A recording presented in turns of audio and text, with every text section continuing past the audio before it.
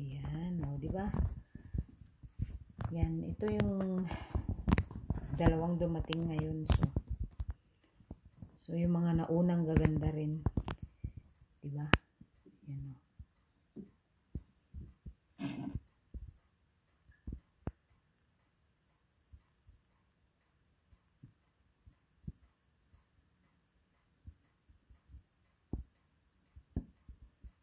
O, di ba? Ang ganda. Ang ganda, ang ganda, ang ganda nila. Ang ganda, ang gaganda, ang gaganda nila. Ang gaganda nila. Diba? Yan. Ano, pasadya niya ito guys ha. Kung gusto niyo umorder. Hindi ko lang alam kung saan siya umorder. Ito maganda. Maganda siya. Diba?